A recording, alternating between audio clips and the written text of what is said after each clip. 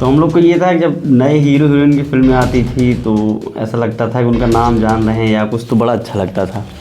तो फिर एक लालसा जगी कि जो है टीवी पे दिखना है, एक्टर कहा जाता है, चीज़ें वो सब बहुत उसका आइडिया नहीं था। बस एक ये था कि जब पढ़ाई कंप्लीट होगी उसके बाद हमको टीवी पे दिखना है, तो फिल्मों में काम करना है। 2015 के बाद जो है एज एन असिस्टेंट डायरेक्टर काम शुरू किया, जिसमें मैं सावधान इंडिया में असिस्टेंट रहा काफ़ी टाइम तक। बेगूसराय एक श्वेता तिवारी का शो आता था NTV का, उसमें काफ़ी टाइम तक असिस्टेंट रहा।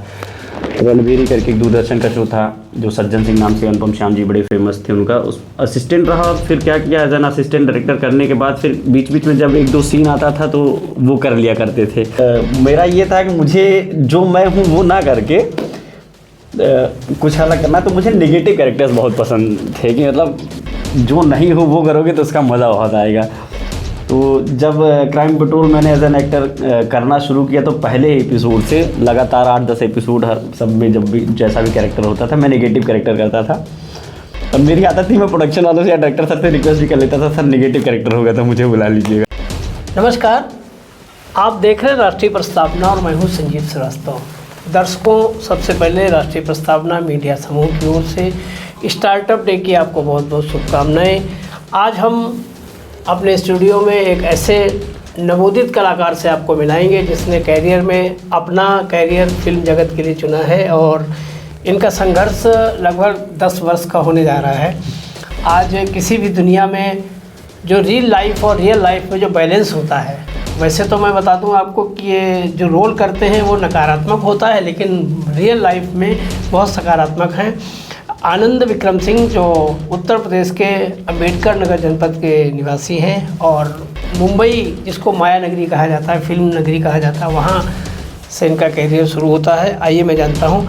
आनंद जी, राष्ट्रीय प्रस्तावना में आपका बहुत स्वागत। बहुत धन्यवाद। सबसे पहले तो ये बताइए कि आपने ये फिल्मी जगत में अपना कैरियर किसकी प्रेरणा से चुना और इसके पीछे क्या लक्ष्य था? मैं 12वीं में पढ़ रहा था, अपने होम डिस्ट्रिक्ट से मेरी पूरी पढ़ाई हुई है। तो 10वीं 12वीं में थे तो जैसे हम लोग फिल्में देखते थे गाँव में, क्या होता है कि शूटिंग वूटिंग तो कभी कोई देखा होता नहीं है।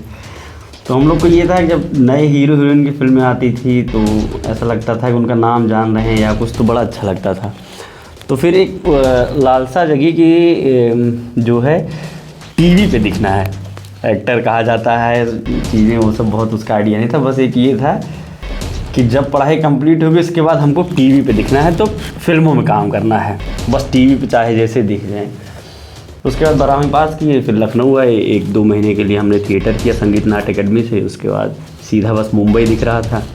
तो 2014 में अगस्त में हम पहली बार मुंबई गए थे।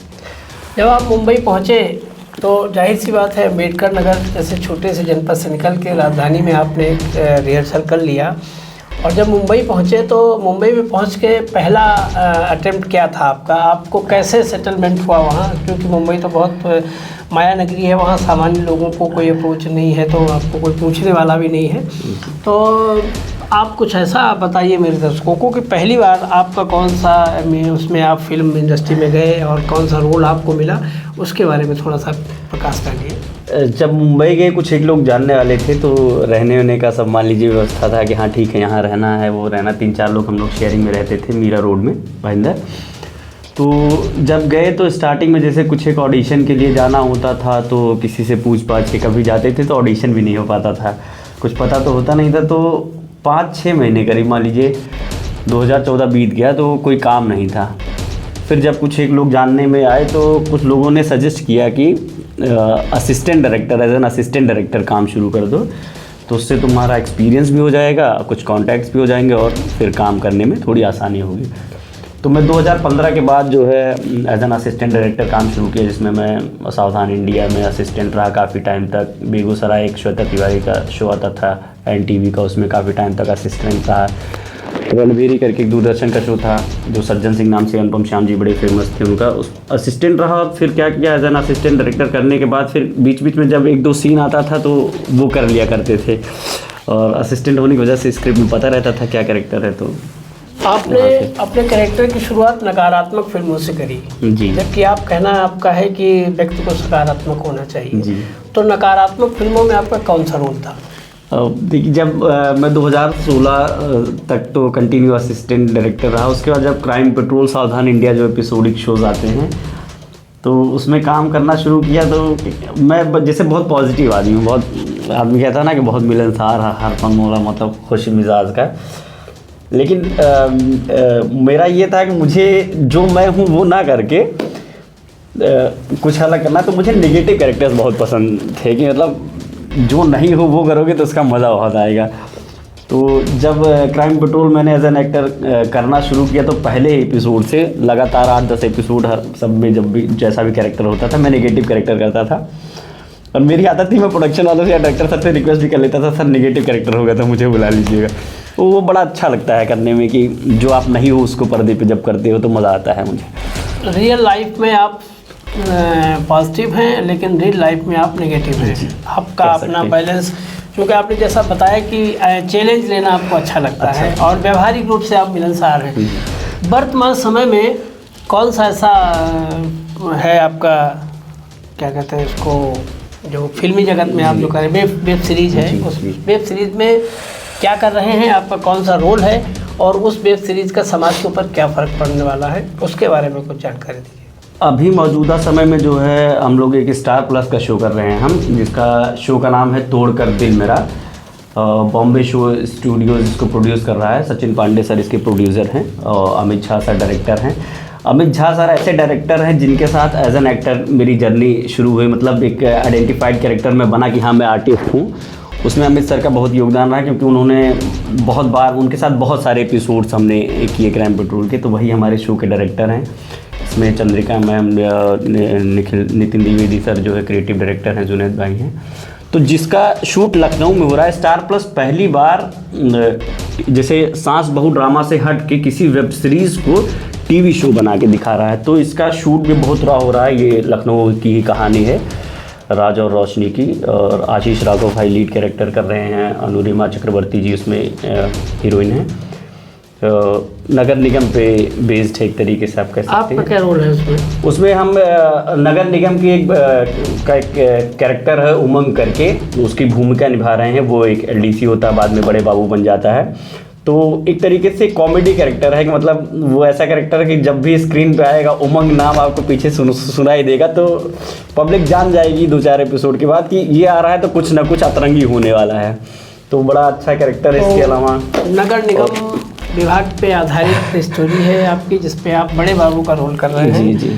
और वो वेब सीरीज बहुत ही जल्दी 19 तारीख से वो टेलीकास्ट है, मंडे टू संडे जो है शाम 7 बजे स्टार प्लस पे आएगा और हॉट स्टार पे आना है वो। तो आपने सिनेमा जगत में अपना कैरियर तलाशा और उस तरफ आप संघर्ष करते जा रहे हैं। अब मेरा अंतिम प्रश्न है आपसे, आज स्टार्टअप डे है और स्टार्टअप डे के अवसर पर आप युवा और युवा कलाकार हैं, ऐसे में राष्ट्रीय प्रस्तावना के माध्यम से आज के युवाओं को कुछ संदेश देना चाहेंगे? बिल्कुल। अब जैसा कि आपने बताया कि मैं उत्तर प्रदेश के अम्बेडकर नगर डिस्ट्रिक्ट से बिलोंग करता हूँ। अम्बेडकर नगर में भीटी ब्लॉक है, महात्मा बाज़ार, वहाँ पे मेरे गांव का नाम है मलवनिया जयपुर। बहुत ही छोटे गांव से जब आप बड़ी जगह पे जाते हैं तो नो डाउट आपका स्ट्रगल बहुत टफ होता है। तो हालांकि स्ट्रगल को मैं ऐसे कहूँ, जैसे आपने कहा कि आपका कैसा स्ट्रगल रहा है, मैं स्ट्रगल को ये कहना चाहूँगा कि ठीक है ये मेरा ड्रीम था, तो अपने ड्रीम्स को अचीव करने के लिए तो आपको मेहनत करनी ही पड़ेगी। तो उसको स्ट्रगल कहिए चाहे जो कहिए, ये तो एक तरीके से हमने अपने लिए ही किया है। युवाओं के लिए बस ये कहूँगा कि आप किसी भी फील्ड में हो, कुछ भी करना चाहते हो, जॉब करना हो, बिजनेस करना हो, एक्टिंग करनी हो, कुछ भी करना हो, आपको मेहनत पसंद आदमी होना चाहिए, मेरा ये मानना है। जैसे मैं कमिटमेंट और टाइमिंग का बहुत जो है पंक्चुअल हूँ और मेरा ये मानना है कि आपके पास जब तक कोई लक्ष्य नहीं होगा तो आपके जीवन को कोई मतलब नहीं होता बिना उद्देश्य के, जैसे बड़े लोग कहते हैं। तो जब आपके पास एक उद्देश्य रहता है कुछ करने के लिए, तो आप ना चाहते हुए भी उस चीज़ के लिए मेहनत करते हैं उसको पाने के लिए। तो अगर कंसिस्टेंसी आप के साथ आप चीज़ें करते हैं और मेहनत करते हैं किसी भी फील्ड में, तो थोड़ा समय ज़्यादा लग सकता है, कभी कभी कम समय में ही हो जाता है, लेकिन आप सफल ज़रूर होते हैं, मेरा ये मानना है। तो धन्यवाद आनंद जी। राष्ट्रीय प्रस्तावना चैनल में आपका साक्षात्कार संपन्न हुआ। आप ऐसे ही दोस्तों देखते रहिए राष्ट्रीय प्रस्तावना, आपके साथ बना रहूँगा। अगले एपिसोड में बहुत जल्द ही आपके साथ आता हूँ। नमस्कार।